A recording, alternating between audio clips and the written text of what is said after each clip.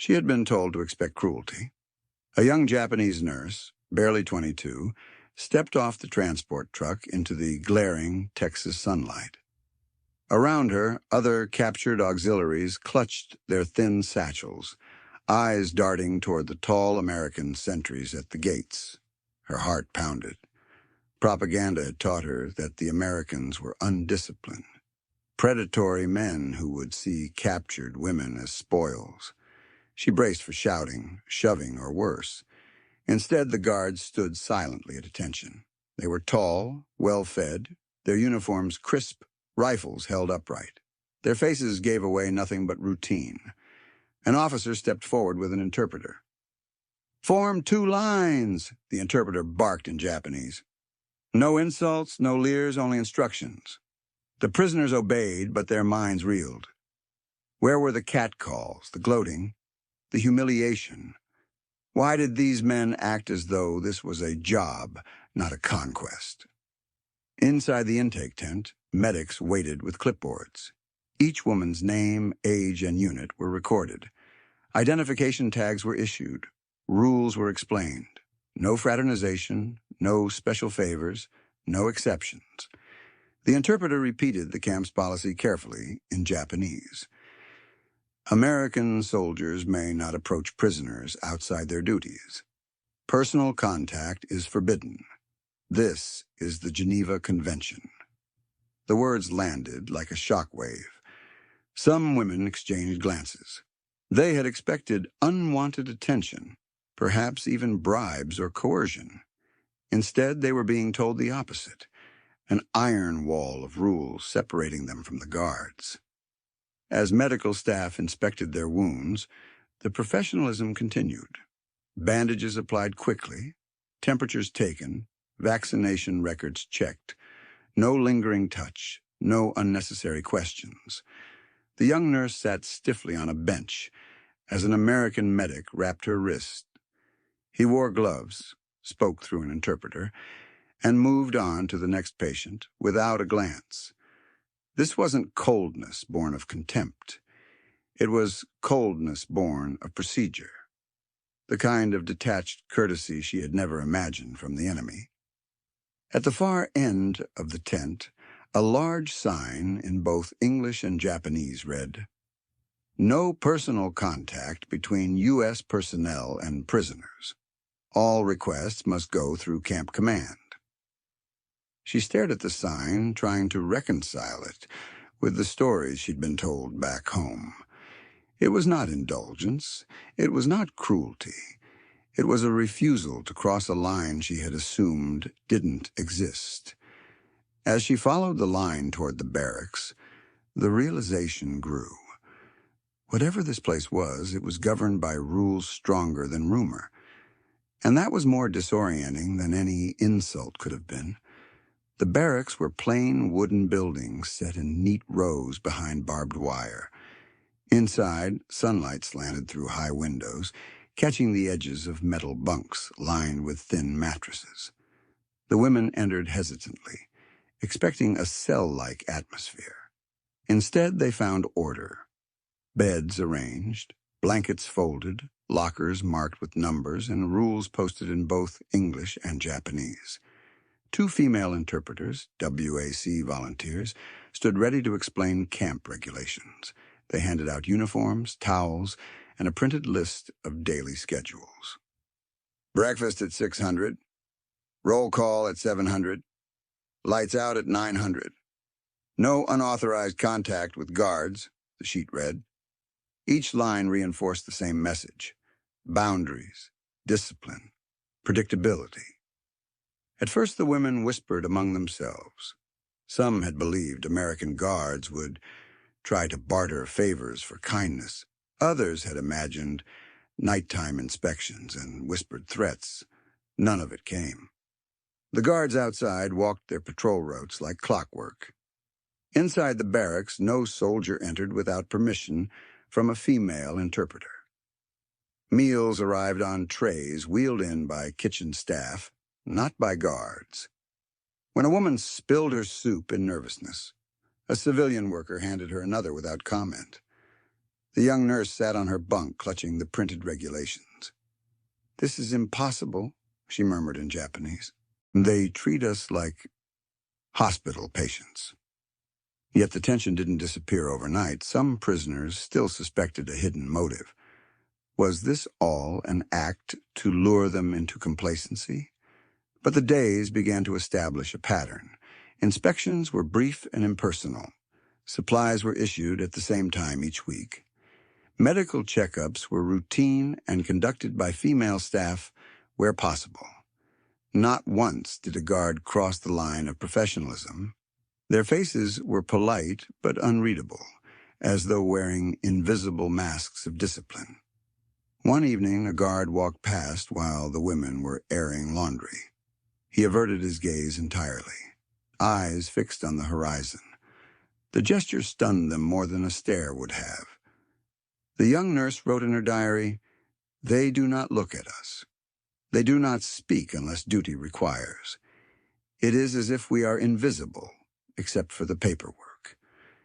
This realization struck harder than cruelty would have.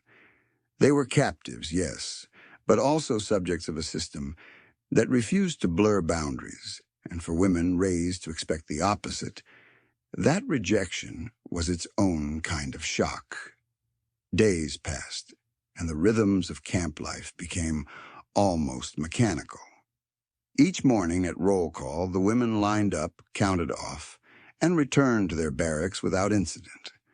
The predictability began to erode their fear. No night raids, no intrusive inspections, no secret punishments. Instead, order, paperwork, and schedules.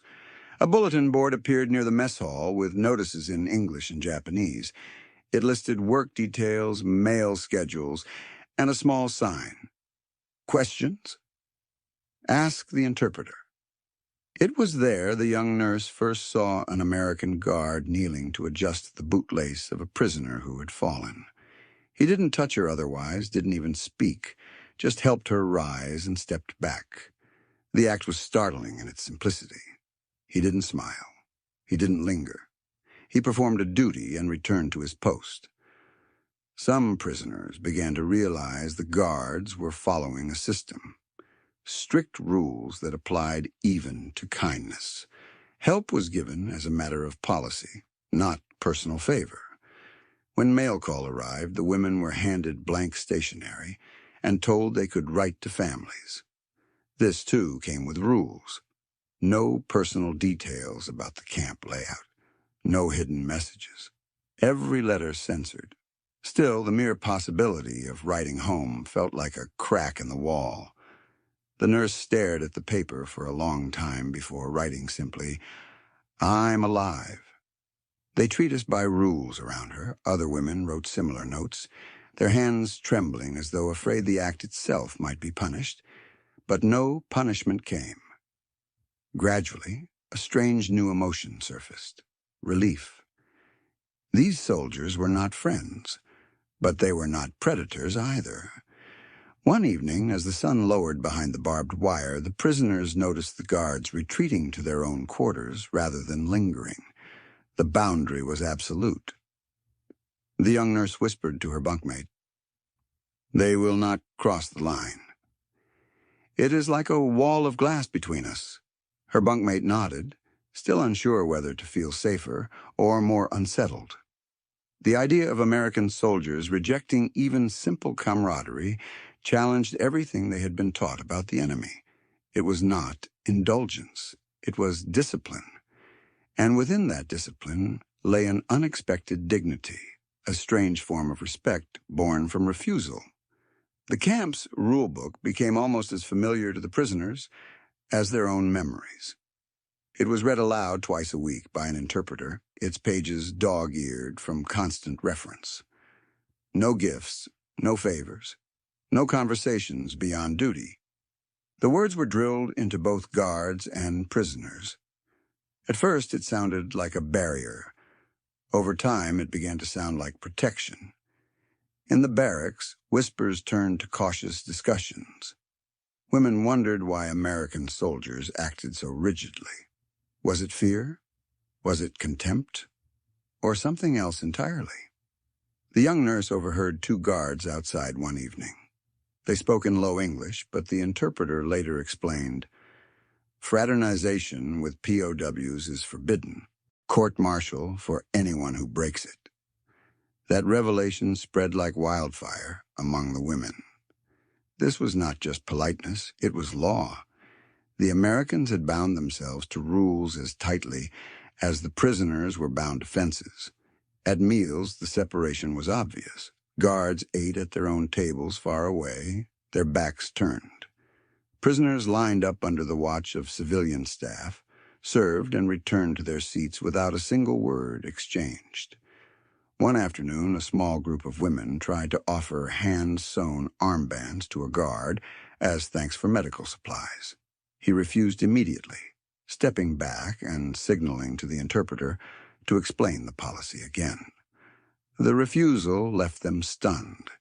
In their world, gifts were a way to build obligation, to secure protection. Here, it was meaningless. For the first time, the women began to see the Americans not as potential tormentors or potential allies, but as functionaries of an enormous system. The young nurse began writing in her diary, "Their rejection is like steel. They neither hate nor desire us. They simply do their work and vanish." This rejection produced a curious effect. Instead of feeling preyed upon, the women began to feel safe. Safe inside walls of discipline they did not understand but could begin to predict. At night, the camp fell into quiet. Guards patrolled silently. Lights dimmed at the same hour. Even the footsteps of the sentries marked time like a metronome. It was in that steadiness that fear started to ebb. They still mistrusted, still doubted, but the rhythm of refusal created a strange sense of order. What had been rumors back home of American soldiers leering, shouting, or worse, began to crumble. The myth of dishonor on capture dissolved not through kindness, but through structure. By the third week, the camp's routines had become second nature. Morning roll call, work assignments, meals, inspections. Yet beneath the surface, a new tension flickered. The women had adjusted to food, beds, and clean clothes, but their minds struggled to fit this new reality. Some had begun to test the edges of the rules, curious about the men who guarded them. The young nurse noticed how one of the guards always paused near the infirmary. He didn't speak, didn't stare, but his presence lingered like an unanswered question. She wondered if he might someday speak beyond orders, or if his silence was permanent. One afternoon, she deliberately thanked him in broken English for delivering bandages. He only nodded once and walked away. This rejection startled her more than cruelty would have. It was clean, impersonal, unassailable. Across the barracks, whispers grew. Some women speculated the Americans were forbidden by their own officers. Others insisted the guards were merely waiting for the right moment to reveal their true nature. But the truth remained the same.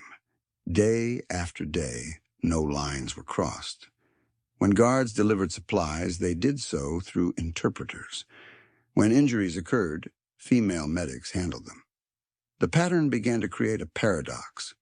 The women, once terrified of assault, now found themselves wondering why the soldiers stayed so distant. At meals, the prisoners could see the guards laughing among themselves, but never with the captives. The separation was a wall of silence, built from orders and military law. For women raised in a culture where power often blurred into control, this deliberate separation felt alien. "They are like shadows with rifles," one whispered. The young nurse wrote in her diary, "I expected monsters. Instead, I found ghosts of discipline." The phrase spread quietly through the barracks like a secret code. Yet even as distance defined their interactions, the prisoners began to sense something else, a kind of reluctant respect. The Americans' refusal seemed less like contempt than like restraint. Some women admitted privately that this restraint felt safer than any kindness could. Better a wall, one said, than a trap. Heads nodded around her bunk. And so the camp settled into its new normal. No intimacy, no favors, but no violations either. The shock of capture had faded into a muted astonishment at being treated according to rules. By the fourth week, the camp authorities expanded the mail program. Each woman was allowed to write one letter every 2 weeks, inspected but otherwise unaltered. Stacks of envelopes appeared on the mess tables. The interpreter explained how to address them, how to sign names in both languages. The act felt ceremonial, like being momentarily reconnected to another world. The young nurse stared at her blank page.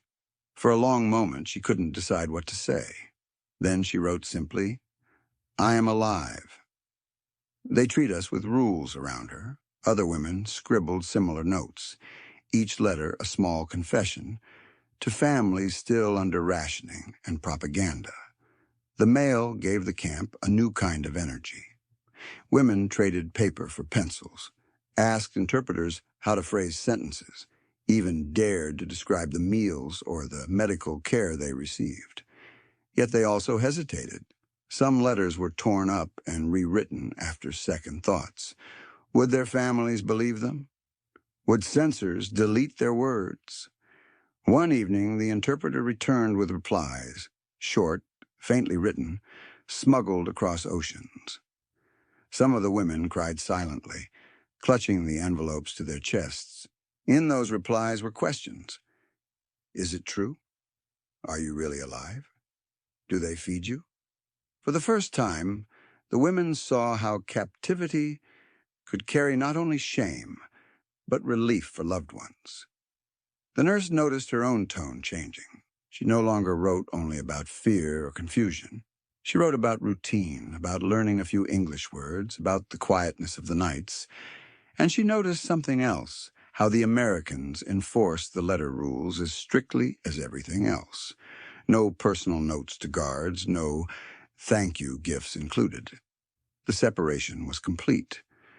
This refusal to blur lines between captor and captive created a strange respect. The Americans did not try to win hearts, only to follow regulations. The women began to understand that the guards' rejection of familiarity was not an insult, but a system designed to keep both sides from crossing a line that could not be uncrossed. At night, reading her letter back to herself, the nurse wrote in her diary, "They will not accept gifts, nor kindness, nor closeness. Perhaps that is why I can sleep."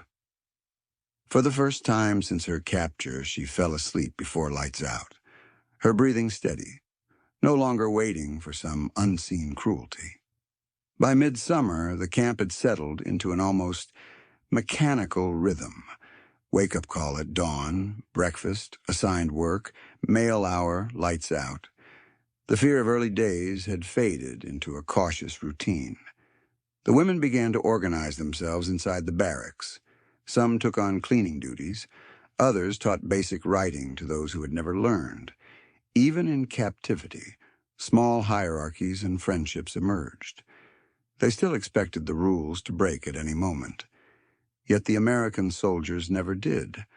They kept their distance, always polite, always firm. It was discipline transformed into a daily wall. One morning, the young nurse watched a guard issue orders to a group of new prisoners. His tone was clipped, but not cruel. He pointed to the rules posted on the wall, then stepped back, leaving the interpreter to handle details. She realized she had not seen a guard raise his voice in weeks. Not one slap, not one threat. Instead, everything was done through procedure. This consistency eroded her reflexive fear. "They are not unpredictable," she wrote in her diary. "They are like clocks with rifles." Some women found the routine unbearable. Others found it strangely comforting. After months of war and chaos, the predictability of the Americans felt like a strange kind of safety net. In the evenings, the guards would rotate patrols. Women sat on their bunks, reading donated books, humming tunes, or sewing. The low murmur of American voices outside became background noise, no longer a threat. Letters continued to arrive from Japan. Some brought hope, others brought heartbreak. But each letter made the women feel anchored to their past, even as their present reshaped their beliefs. And with each passing day, they saw how firmly the Americans separated duty from sentiment. No favors, no contact, no special treatment, even for the sick beyond medical care. The nurse began to see the guards differently. They were not cruel men holding power over captives. They were soldiers obeying a code that left little room for abuse, but also little room for connection. It was a paradox she still struggled to reconcile. How could people so careful, so disciplined, also be the enemy in whose name bombs fell on cities she had known? She started sketching the camp in a small notebook. Rows of barracks, towers, the barbed wire. She drew the guards as tall silhouettes, faceless but orderly, like pillars of some invisible architecture. It was in these sketches that she began to understand her own transformation. The drawings were no longer filled with fear. They were diagrams of a system, not monsters. By the 5th week, a subtle transformation had taken hold inside the barracks. What began as disbelief had become reluctant acceptance. What began as fear had become a complicated kind of respect. The women began to talk openly at night about the guards, not with fear, but with curiosity. Why were they so restrained? Why did they act like machines of order rather than men of conquest? Some compared them to the officers they had known back home. Our commanders were visible, loud, one woman said. These ones disappear behind their rules. Heads nodded in the dim light. The nurse began to notice how even small gestures followed patterns. Guards stepping back after handing out supplies, refusing gifts, declining attempts at small talk beyond orders. It wasn't just the rules. It was a culture built on boundaries, a system where soldiers protected not only the captives but themselves from moral compromise. During afternoon work detail, the women cleaned the kitchen area while American MPS supervised from a distance. No harsh words, no pushing. When tasks were done, they were sent back to barracks with simple nods. For women raised in a military culture where hierarchy often blurred into humiliation, this impersonal consistency felt alien, yet it also felt secretly safer. At night, the nurse thought of her family and of Japan. She wondered what her brothers would say if they could see her now, fed, clothed, guarded by men who treated her with rules instead of fists. She found herself writing differently in her letters. Instead of fear, she wrote about routines. Instead of humiliation, she wrote about order. They do not treat us as enemies, she wrote. They treat us as obligations. The letters were censored, but still allowed through. Somewhere across the ocean, families read words that contradicted everything they had been told about American barbarity. Some women whispered that maybe this discipline was America's true strength, not weapons, but the ability to enforce boundaries even over prisoners. Others argued it was strategy, a way to collect intelligence or show off for propaganda. But even the skeptics admitted they felt less fear now than at any time since capture. The nurse began to feel an unexpected shift inside herself. The Americans' rejection of intimacy no longer felt like an insult. It felt like proof that she existed beyond being an object of war. In her diary, she wrote, "Their refusal is a strange kind of respect. I do not know why this feels like freedom." Late summer evenings in the camp brought a strange calm. Crickets outside the wire sang against the low hum of generators, and the sky above turned a deep red-orange before fading to black. Inside the barracks, women folded their blankets with a precision that mirrored the guards' routines. Even those who resisted at first now moved to the rhythm of the camp almost unconsciously. They had expected captivity to strip them of dignity. Instead, it was teaching them a different kind of discipline, one based not on fear, but on predictability. The nurse sat at her bunk, writing again. Her letters had grown longer. We are safe. They do not cross lines. We work. We eat. We live, she wrote in a careful hand. For the first time since the surrender, she began to plan for a future. Not a heroic escape or a glorious death, but a future with days that followed one another without terror. The guards, for their part, maintained their distance with iron consistency. No gifts, no personal questions, no favors beyond what regulations allowed. Some of the younger women had tried early on to test the boundaries with flirtations or compliments. Every time the guards responded the same way, stepping back, redirecting, or reporting the interaction to a superior. It wasn't cruelty. It was a refusal that left no ambiguity. The women began to understand that this, too, was policy. The Americans would not risk their code for sentiment. And strangely, this refusal began to feel like its own form of safety. They no longer feared being singled out or exploited. In rejecting closeness, the guards had made every woman equally invisible, and therefore equally protected. At night, the nurse remembered the officers she had served under in Japan. She remembered slaps, insults, long marches under fever, and the humiliation of being treated as expendable. The contrast was dizzying. She realized now that what she had once thought of as strength, cruelty, and arbitrary power was only another form of weakness. The Americans' restraint, frustrating as it was, demanded a stronger discipline than violence ever had. Some women whispered that perhaps this was why America was winning the war, not because of weapons, but because of systems and self-control. The idea felt dangerous to say aloud, yet it spread quietly. The nurse closed her diary. The guards' shadows passed along the outside of the barracks like clock hands. She no longer trembled at the sight of them. She still did not know how long captivity would last, or what waited beyond the wire. But she knew now, in a way she hadn't before, that she would survive it, with her dignity intact. Autumn wind rattled the barbed wire, scattering dry leaves across the camp yard. The once harsh sunlight of midsummer had mellowed, and the days grew shorter. For the women inside the barracks, time itself felt different now. Not like a sentence, but like a season. The nurse watched the guards at morning roll call. Their uniforms were the same, their expressions the same, but she now understood the pattern, the meticulous checking of names, the exact spacing of steps, the deliberate way orders were delivered. It was all part of a structure designed to keep chaos at bay.